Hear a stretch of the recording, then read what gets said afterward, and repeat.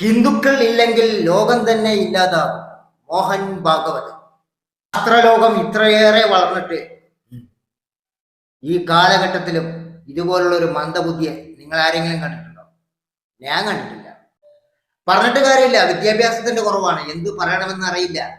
ലോകത്തിലെ ഏറ്റവും വലിയ സംഘടനയുടെ നേതാവാണെന്ന് അവർ പറയുന്നു, നമുക്കറിയില്ല. അവർ പറയുന്നു, അവർ പറഞ്ഞുകൊണ്ടിരിക്കുന്നു.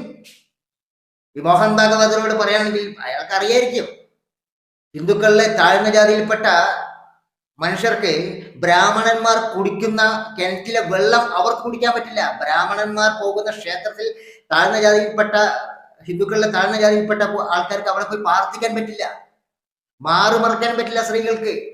എന്തിനേറെ പറയുന്നു, ഉപ്പ് എന്ന് പറയാൻ പറ്റില്ല, പുളിച്ചത് എന്നേ പറയാൻ പറ്റൂ. ഉപ്പ് എന്ന് പറഞ്ഞാല് ബ്രാഹ്മണന്മാരെ തല്ലിക്കൊല്ലും ഈ താഴ്ന്ന ജാതിയിൽപ്പെട്ട ഹിന്ദുക്കളെ. അവരുടെ തല്ലുകൊണ്ട് ചാകണ്ടെന്ന് പറഞ്ഞുകൊണ്ട് എത്ര ഹൈന്ദവ ജനങ്ങളാണ് ഈ ഇസ്ലാമായിരിക്കുന്നത്. ചരിത്രം പഠിക്കണം, ചരിത്രം പഠിച്ച് നിങ്ങൾക്ക് എല്ലാവർക്കും മനസ്സിലാവും, എല്ലാ സംഖ്യകൾക്കും. ഇനി യഥാർത്ഥ ഹിന്ദുക്കള് ഉണർന്നാൽ എന്ത് സംഭവിക്കും അതുകൂടെ നമുക്ക് അറിയണല്ലോ. पैगंबर मोहम्मद को मैं भी मानता हूँ, महान पैगंबर बोल रहा हूँ, याद रखना उन पर किताब मैंने लिख रखा है। I love Mohammad, I love Mohammad, I love Mohammad, I love Mohammad. एक बार नहीं, बार बार आई लव मोहम्मद।